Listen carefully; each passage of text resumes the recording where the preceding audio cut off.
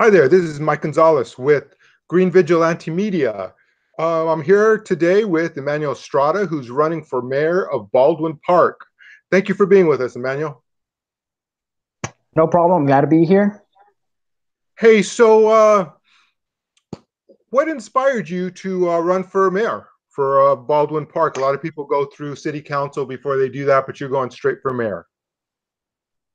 I think it's just symbolic. There's no difference. I don't think there's any major difference between mayor and council members. I think they have the same authority. It's just that the mayor is a little bit more symbolic, and I think it's just about going all out. I think it's very symbolic to what we're talking about and what we're trying to accomplish.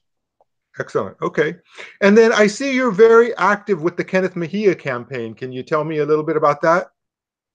Yeah, definitely. So I started working with Kenneth about 2 years ago, a little bit after his special election, where I think he got a really good turnout. Uh-huh. And from then on, I got involved with this campaign. We started doing We Can Make a Difference. I joined that. We fed the people in Skid Row with the homeless encampment servicing, and we joined other things such as LA Tenant Union protests and SB 562, the movement, and all this other single payer things and all these other very left progressive movements. Excellent. And then I also see that you were active in the universal healthcare campaign. That's correct. So we talk a lot about our health and our physical health and our mental health, which is very important. It's something that's it's not very talked about, and we're trying to change that. Right. Well, that's great. So Manuel Lozano is the current mayor. Is he running again now for to be mayor again? Are you running against him? That's correct. So I'm running against him and a council member who wants to be mayor. So there's three of us in this race. And then just for the council, there's two seats which are available, and there's around six people running for that one. So Okay. it's definitely an interesting race all around. Interesting. And it's not a top two kind of thing? No, so this race is nonpartisan, Uh-huh. which makes it a lot easier to be on the general ballot, and it's a lot, it's a lot easier to get in compared to the top two with the primaries and all that. Right, right. Okay, so let me ask you this. What are the major issues for Baldwin Park right now? So I think the major issues are housing and getting an economic foundation set. I think recently the city looked to gain $50 million in bonds to pay off the pensions. When we look at housing and homelessness, our homelessness has doubled. We have a higher eviction rate, which is at 1%, and that's higher than the county in general. So those are the things that we're talking about, and Right. we're trying to put preventive measures in place so that people don't have to go through this downfall. I see. Yeah, so you and Kenneth Mejia, I think, work a lot on affordable housing. I think you believe that housing is a human right. Um, and so how can you guarantee affordable housing for everybody? So a lot when it comes to housing, it's the city and its officials have a lot of say in it because they're the ones that allow the plans to get through, and they're the ones that allow the developers to come in and tear things down and build these houses that are unaffordable to anybody really. And so what we would say is that we need to stop allowing these expensive homes that are they're twice the price of the average house in the city, and we need to focus on putting in preventative measures, safety nets such as rent control and tenant rights, to make sure that the people who already live here and have been long-term tenants don't get displaced through gentrification and inflated rents.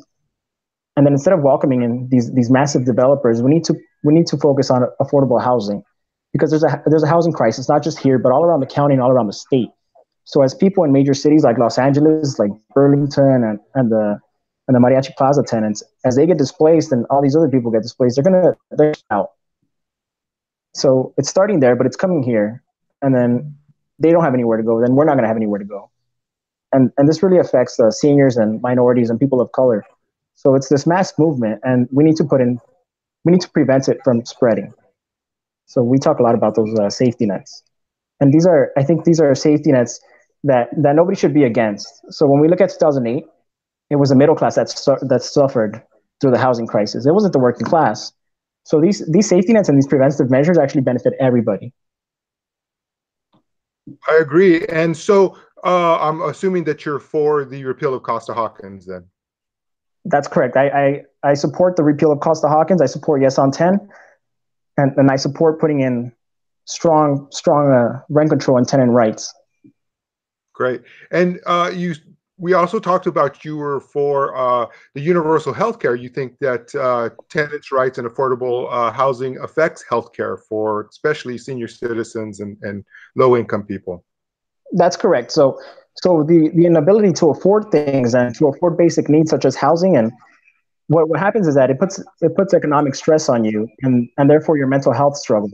And when your mental health starts struggling, and you can't afford basic access to see a doctor, to go get checked out, or to solve it, you start getting into this dangerous slippery slope, and you get involved in this very bad negative cycle where your mental health struggles, but then your physical health struggles, and then you don't have any money to get those checked out, and then you don't have any money to afford healthier nutrition because all your money is going to rent.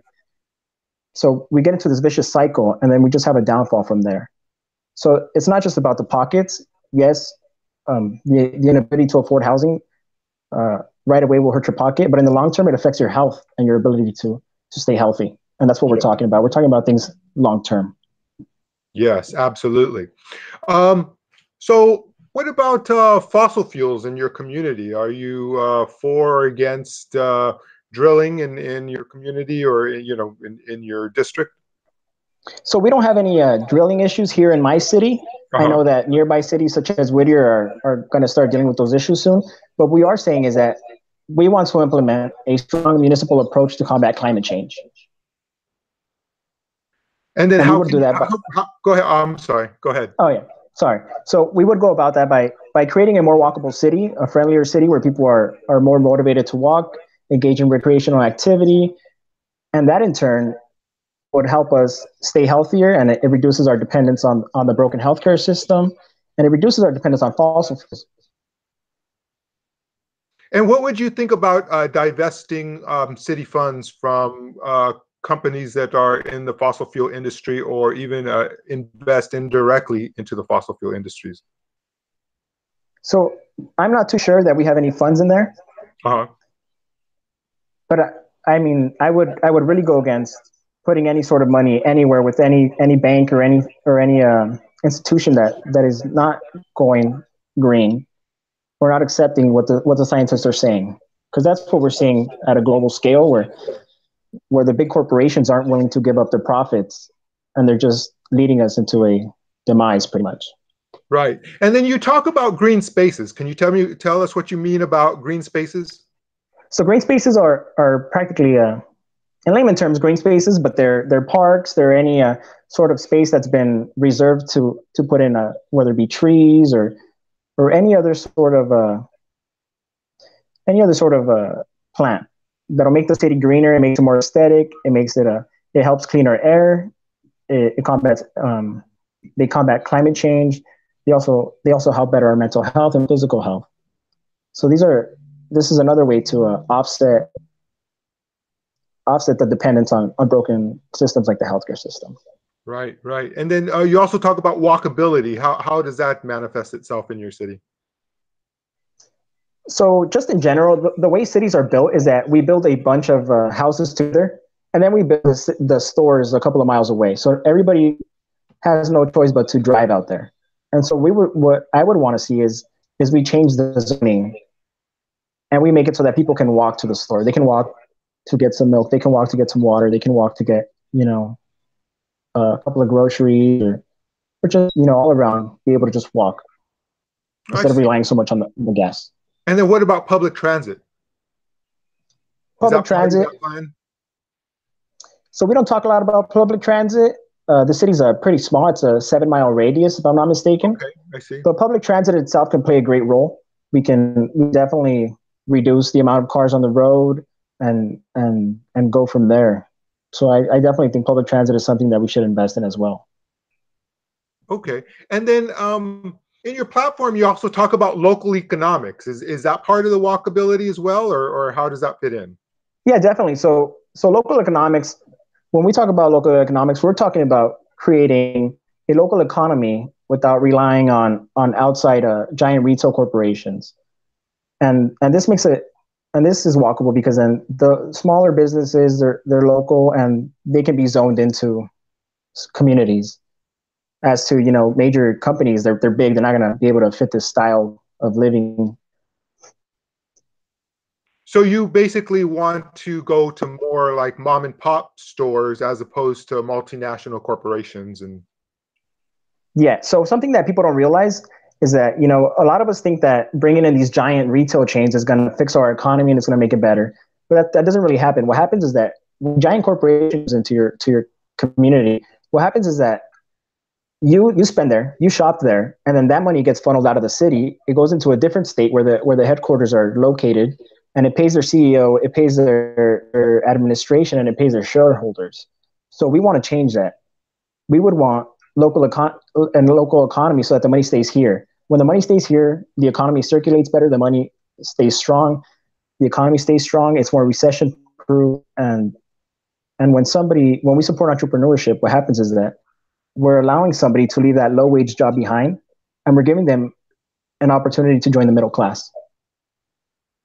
excellent. And so, yeah, I definitely see that a lot of the largest retail shops are paying their employees so little that they oftentimes have to be on welfare themselves, even as a person that's fully employed. So I like that idea, and certainly keeping the money in the community is very smart to do. You also Definitely. talk about social integration. Can you tell us about that? So social integration means that no matter a person's sexual orientation, their national origin, their socioeconomic status, or their age, or any other characteristic, it doesn't matter. You need to be represented. You need to have a seat at the table. So you need to be heard, and that's what we're talking about. You can't be a representative if you're not listening to the people you're claiming to represent. Right. And by doing this, yeah, so by making sure that everybody's integrated into society, we're ensuring that everybody has equal access to services and rights, and that's very important. And so Baldwin Park has a very high minority or ethnic population there. Is that correct? That's correct. So I believe we're about 80% Hispanic Latino. Uh-huh. And so social integration obviously means the Hispanic, but also, you know, those groups that are smaller demographics in your city, right? Definitely. So everybody, so not just Hispanic, so people of color, anybody in those vulnerable social groups, whether it be the LGBT youth, whether it be minorities, immigrants, people of color.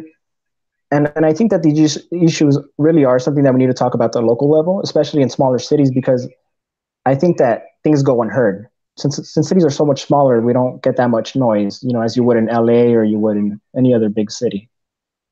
Right. And then you also talk about civic participation. How does that happen? Are you asking people to come out to vote more? Or are you asking them to attend city council meetings? What are you looking for there? Definitely. So civic participation, we want to start off by trying to change voter turnout. So municipal elections in this city and in other cities, they have been they used to be on odd years. So voter turnout has been very low, and it's been at around 5%.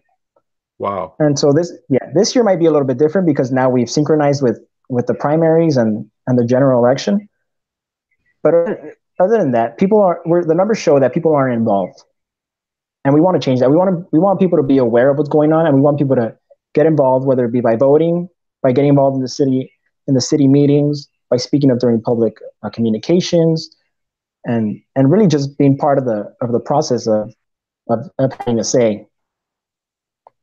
Right. So I think for a lot of us who are politically active, I think that's always been a difficult thing for us to overcome. What do you think we can do to get people more interested and more involved in politics, to come out to vote and to come out to voice their opinion in venues that allow for that? So I think one of the problems is that people have lost trust in government and elected representatives. And so I think the first thing that you need to do is earn their trust by showing them that you really are about it. So one thing that I say is that, in the age of Bernie, everybody wants to be grassroots. So it's really about showing that you really are about what you're talking about, you know, and I think earning their trust and knocking on the door, talking to them and letting them know that you've been supporting these things, not just during election time, but even on off season, and that these are the things that you really want to see. I think that's the way to start.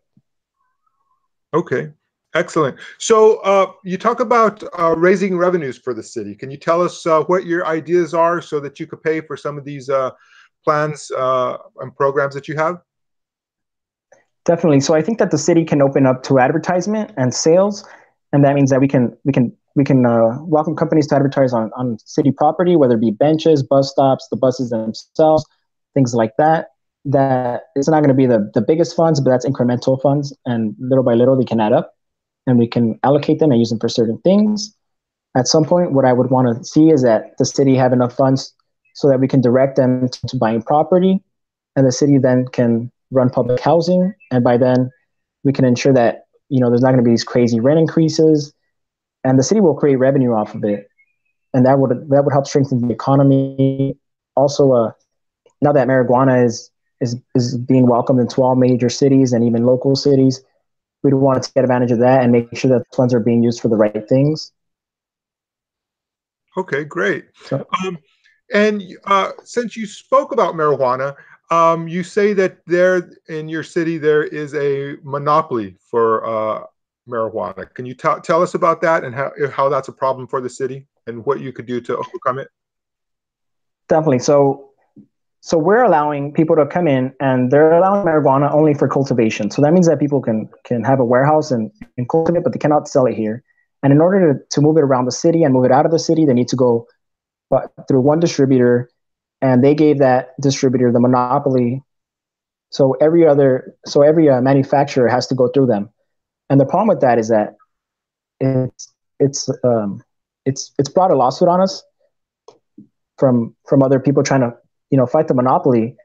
And one of the reasons that the elected officials justified it was that this monopoly would bring union-like wages and benefits, and that's a big ironic twist in my opinion. Monopolies and union benefits never go hand in hand. And recently, we've seen them even ignore the idea of building affordable housing so that they can build warehouses to house this monopoly.